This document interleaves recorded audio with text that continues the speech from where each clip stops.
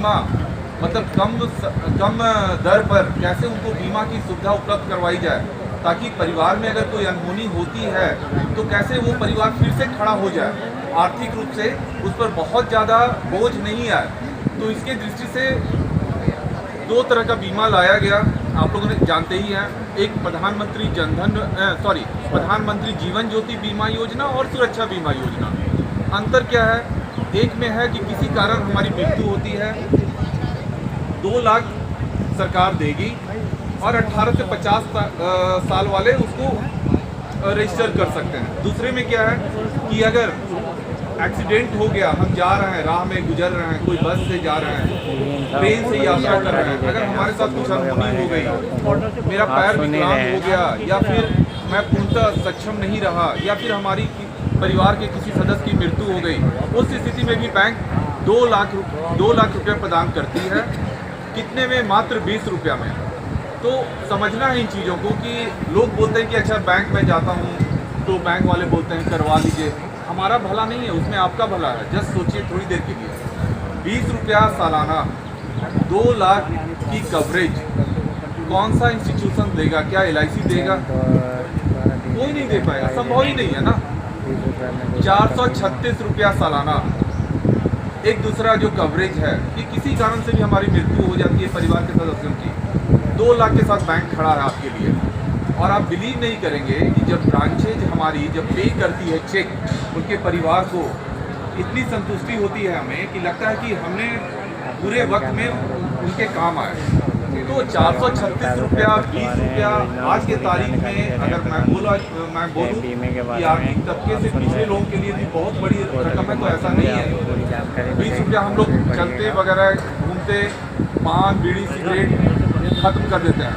436 रुपया एक जगह जाते हैं दोस्तों के साथ, कोई भी हो, मतलब मैं ये नहीं बोलता हूँ कि शहरों में गाँव में कहीं भी एक दिन में खर्च हो जाता है।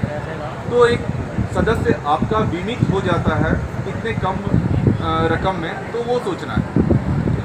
इसके अलावा बैंक ने आपके लिए बहुत सारी चीज़ें लाई है कि हो सकता है कि आप तक वो हम पहुंचाने में सक्षम नहीं हुए हों। जैसे एक स्कीम आई थी बैंक की और अभी चल भी रही है कि अगर आपके घर में बच्चियां होती हैं, ठीक है ना, और 10 साल से कम तक उनको आप सुकन्या समृद्धि योजना में रजिस्टर कर सकते हैं। ठीक है, छोटा सा अमाउंट है, 250 से स्टार्ट कर सकते हैं। 250 केवल उस समय एक अच्छा खासा रकम अगर आप मासिक रूप से जमा करते हैं तो 8.2% ब्याज मिलता है, जो कि ना कि आपको फिक्स डिपॉजिट पे मिलता है, सेविंग में तो कम है ही। तो इतने ब्याज दर के साथ, और वो भी अगर कोई किसान इनकम टैक्स भरते हो या कोई भी दूसरे लोग इनकम टैक्स भरते हो तो 1.5 लाख तक की छूट भी ले सकते हैं। तो उसमें बाद में क्या इनकम टैक्स कटेगा क्या उसमें? कुछ नहीं कटेगा, कुछ नहीं कटेगा। तो ये काफ़ी अच्छा स्कीम है। अगर इसका लाभ उठाने चाहें आपके पड़ोसी के, आपके रिश्तेदार के लोग जिनके घर में बच्चियां अभी भी 10 साल से कम की हैं तो ले सकते हैं। ठीक है, 14 साल पैसा देना है, 21वें साल अकाउंट ओपन से उसके बाद उसकी मैच्योरिटी हो जाती है। और किसी कारण से आपको पैसे की ज़रूरत हो गई 18 साल के बाद बच्ची की पढ़ाई के लिए, उसकी शादी के लिए, तो आप उसका पहले से भी भुगतान ले सकते हैं, पूर्व भुगतान ले सकते हैं। तो ये सब है। एक दूसरी स्कीम आई थी बैंक की जिसका कि मैं समझ रहा हूँ कि बहुत ज़्यादा 8.2 है इसमें, 8.2 है। 14 साल तक उसको देना था और 21 साल में मैच्योरिटी, 21 साल में मैच्योरिटी होकर आपको मिल जाएगा। ठीक है, एक दूसरी स्कीम स्टेट बैंक ने लाई, हर घर लखपति योजना। ठीक है, लोगों को लगता है ये क्या है, तो ये क्या है कि आपके घर में कोई भी सदस्य है ना, 3 साल से लेकर 10 साल तक एक नियमित रकम, चाहे वो डेली के आधार पर हो सकता है, साप्ताहिक हो सकता है, मासिक हो सकता है, पैसा जमा कर वो 1 लाख कितना जल्दी पहुंच सकता है, उसके लिए भी चार्ट बना हुआ है। उसके लिए भी बैंक ने चार्ट बना दिया है कि अगर आप 10 साल तक 529 रुपया दीजिएगा तो आपका 1 लाख रुपया जमा हो जाएगा, है ना। 3 साल में 2200 कुछ रुपया है या 2500 कुछ रुपया, 2500 रुपया है। अगर आप 3 साल तक देते हैं तो आपके अकाउंट में 3 साल के बाद 1 लाख रुपया मिलेगा। तो 3 साल, 4 साल, 5, 6, 7, 8, 9, 10 हमने बना दिया है कि आप 3 साल में लखपति होना चाहते हैं, 4 साल में होना चाहते हैं, आदमी को लगता है कि क्या है ये फालतू स्कीम है, लेकिन जरा गौर से देखिए, आपके बच्चे को 5 साल के बाद एक अच्छे स्कूल में एडमिशन कराना है, एक बोर्डिंग स्कूल में भेजना है आसपास, may be Udhampur, may be Rudrapur, कहीं भी। उस समय हो सकता है आपको 1 लाख जमा करना हो। एक छोटा सा रकम से स्टार्ट कीजिए। तो हर घर लखपति योजना मैं चाहूँगा कि एक बार ब्रांच में जाएंगे। वसीम कहाँ है? वसीम कहाँ है ब्रांच मैनेजर? वसीम, खैर ठीक है। मैं लोगों को बता रहा हूँ कि हर घर लखपति योजना है। 3 साल से 10 साल तक आप एक नियमित रकम जमा कर सकते हैं। आप चाहें तो डेली जमा कर सकते हैं, आपके अकाउंट से कट जाएगा, कैश जमा कर सकते हैं, जैसे भी आपको इच्छा हो। कितने साल में आप लखपति हो जाएंगे उसका चार्ट बना हुआ है। वसीम जब आप विजिट करेंगे तो बता देगा। तो एक छोटी सी पहल है स्टेट बैंक की कि आपको आर्थिक रूप से कैसे संबल प्रदान करना है ना। दूसरा एक आता है, लोग बोलते हैं कि शहरों में लोग म्यूचुअल फंड में पैसा लगाते हैं।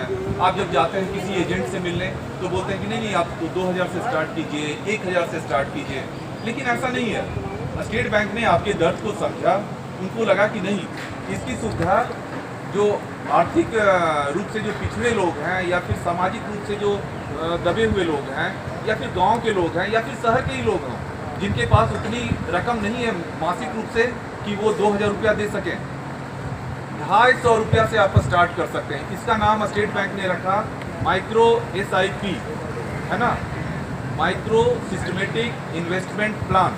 आप 250 रुपया से स्टार्ट कीजिए, फिर जैसे जो 2000 वाला का जो इंटरेस्ट आता है वो 250 वाले में भी एक्यूमुलेट होगा, मतलब परसेंटेज, है ना, कि अगर कोई म्यूचुअल फंड 14% देती है, 12% देती है, 11 देती है, कुछ भी हो, सेम तरह से आप 250 रुपया के साथ स्टार्ट कर सकते हैं कि उसमें भी आप देख सकते हैं कि मैं 250 रुपया के लिए सक्षम हूँ, 500 के लिए हो, उसके मल्टीपल में आप कुछ भी कर सकते हैं।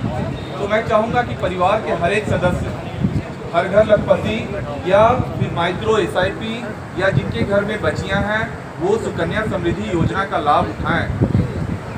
इन सबों के अलावा ये तो एक बेसिक जो कि गवर्नमेंट ने सभी को प्रदान किया है कि आप आएँ, आप जीवन ज्योति बीमा योजना लें, आप सुरक्षा बीमा योजना लें। ये किसी भी सार्वजनिक क्षेत्र के बैंक से ले सकते हैं, डाकघर से ले सकते हैं, PPF अकाउंट कहीं भी खोला जा सकता है, सुकन्या समृद्धि कहीं भी खोला जा सकता है। लेकिन जब हमारी पहुंच आपके गांव तक है तो मैं चाहूँगा कि आप आएँ, एक बार शाखा प्रबंधक से मिलें, समझें। अगर फिर भी आपको कुछ और दिक्कत होती है तो हमारे रीजनल मैनेजर संजीव का नंबर सभी जगह लिखा रहता है। किसी तरह का फीडबैक, किसी तरह का सजेशन, किसी तरह का आपको लगता है कि शिकायत है, इस ब्रांच से सर्विस नहीं मिल रही है, तो we are always with you. आप बताएं मुझे कि हमारी सर्विसेज में क्या खामियां हैं, हम लोग और उसमें उत्तरोत्तर विकास करने की कोशिश करेंगे और कर रहे हैं। अगर टेक्नोलॉजी की बात की जाए तो स्टेट बैंक जितना खर्च करता है ना टेक्नोलॉजी में, कोई दूसरा बैंक सोच भी नहीं सकता है।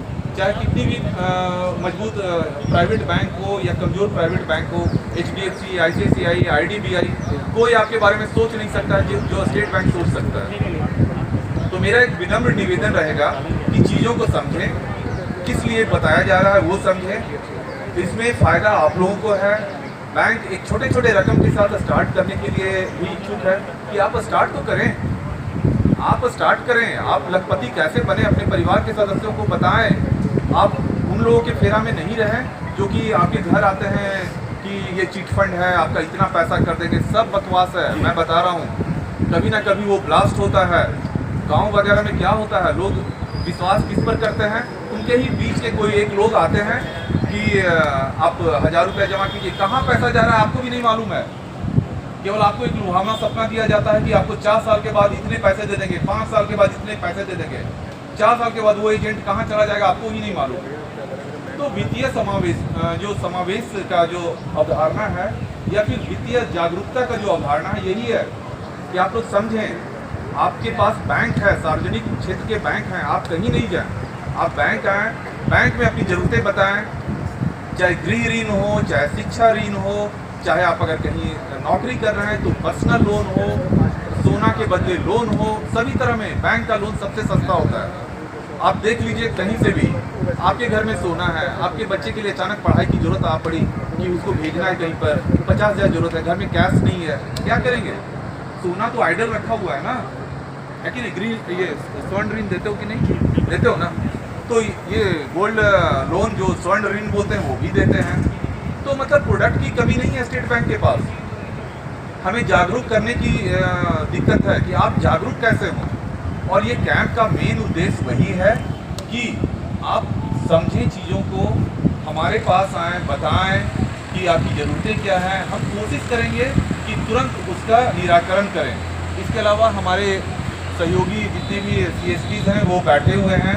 किसी का अकाउंट में अगर KYC नहीं है, अभी हाथों हाथ हो जाएगा, 10 मिनट के अंदर हो जाएगा।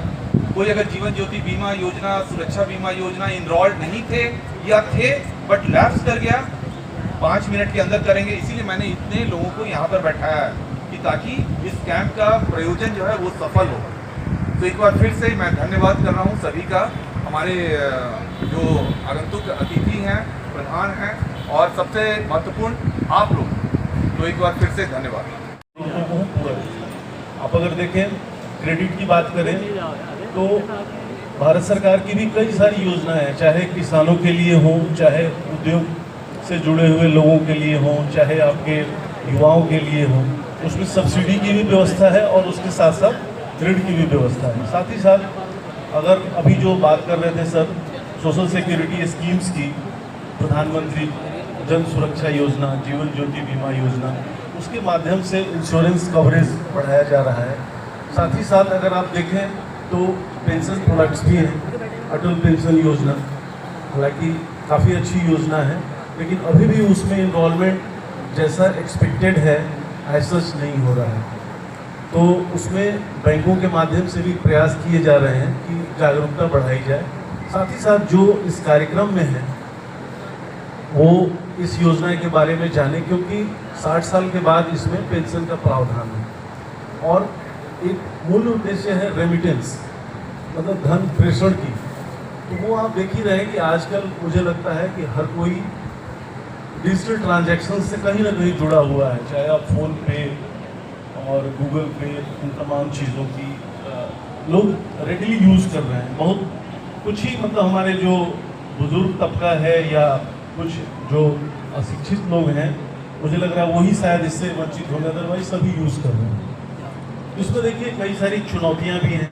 क्षमा चाहता हूँ, मैं एक अचानक याद आ गया, मुझे लगा कि आपके लिए उपयोगी होगा। जैसा कि राजीव सर ने बताया कि डिफरेंट स्कीम्स हैं, है ना, एग्रीकल्चर का इंफ्रा फंड है, क्या है, KCC है, ऑलमोस्ट KCC के बारे में सभी कोई जानता है। बट जो भारत सरकार की मुद्रा लोन है ना, तो लोगों के मन में एक ऊहापोह हो रहता है कि बैंक जाएंगे तो क्या मांगेगा, क्या डॉक्यूमेंट मांगेगा, क्या वो देंगे लोन की नहीं, या फिर बैलेंस शीट की चर्चा करेंगे, मेरे पास तो कुछ भी नहीं है।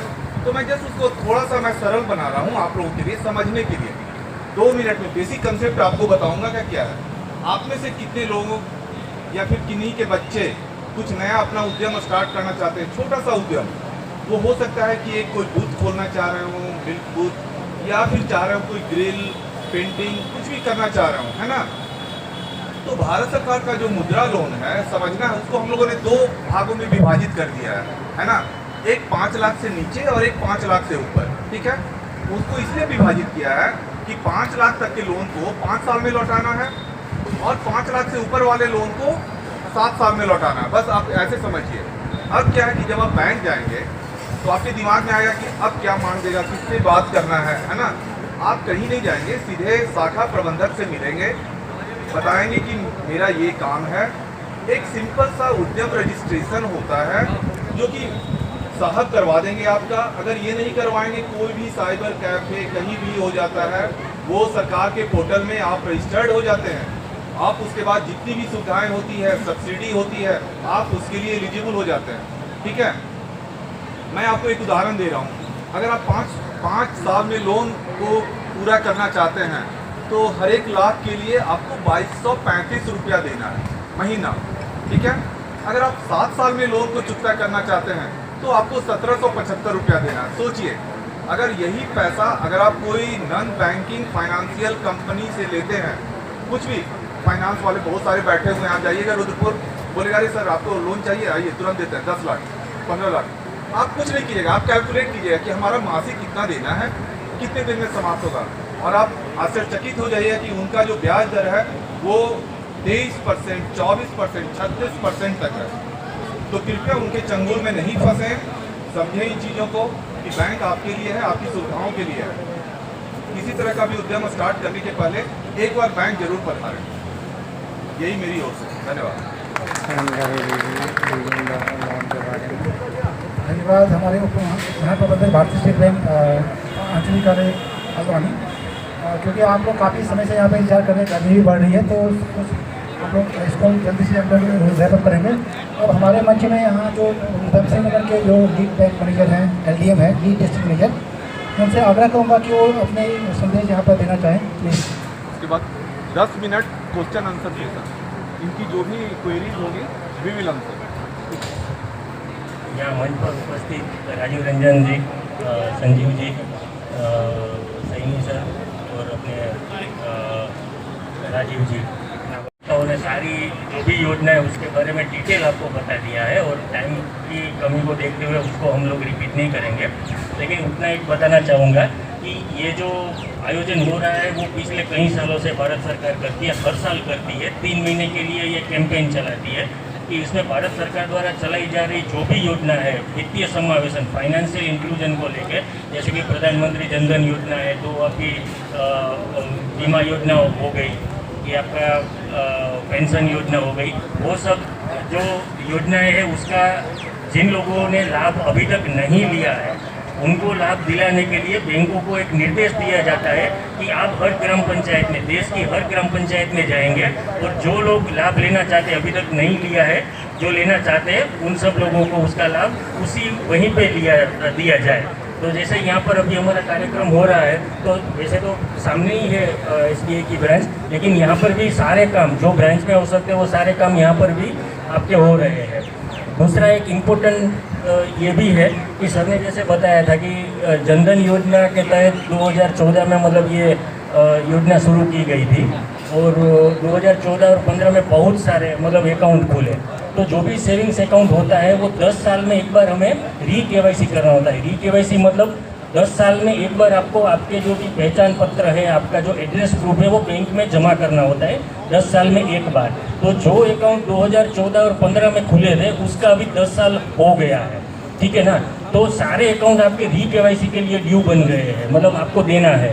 यदि नहीं देंगे तो अकाउंट फ्रीज हो जाएगा, आपका पैसा कहीं नहीं जाएगा, लेकिन अकाउंट फ्रीज हो जाएगा, आप इमीडिएटली पैसा नहीं निकाल पाओगे। उसका KYC आपको करना पड़ेगा, एक छोटा सा फॉर्म भर के आपका आधार, पैन, जो भी है आपके डॉक्यूमेंट्स बैंक में जमा करने होंगे, फिर आपका अकाउंट चालू मतलब हो जाएगा। वो आज ही करवा देंगे जी, आज ही हम लोग व्यवस्था किए हुए हैं, आज तक हो जाएगा, एक बार चेक करवा लीजिएगा। आप अपना, जैसे सर बता रहे हैं, आप अपना अकाउंट विदेश में है, आउट ऑफ कंट्री है सर, वो तो उनके पेरेंट्स के साथ जॉइंट में होगा ना। क्षमा चाहता हूं।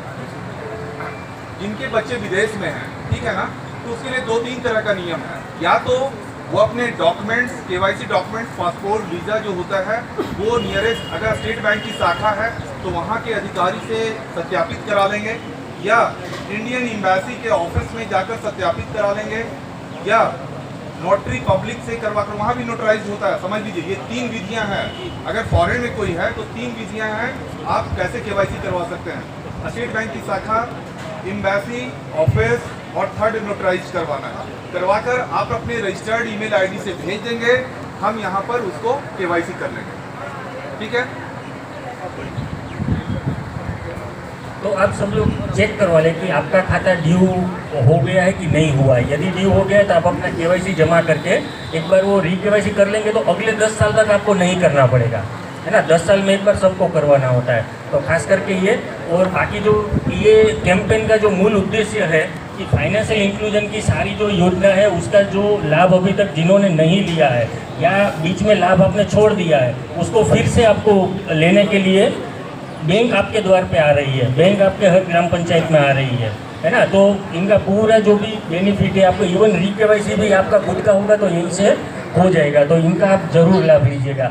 ज़्यादा मतलब जो स्कीम्स के बारे में वो तो सर ने बता ही दिया है, तो उसको मैं रिपीट नहीं करना चाहूँगा। लेकिन ये प्रोग्राम का सफल आयोजन करने के लिए स्टेट बैंक को मैं धन्यवाद देता हूँ, और इस प्रोग्राम में मुझे यहाँ आमंत्रित करके बोलने का जो मौका दिया उसके लिए भी धन्यवाद। Thank you.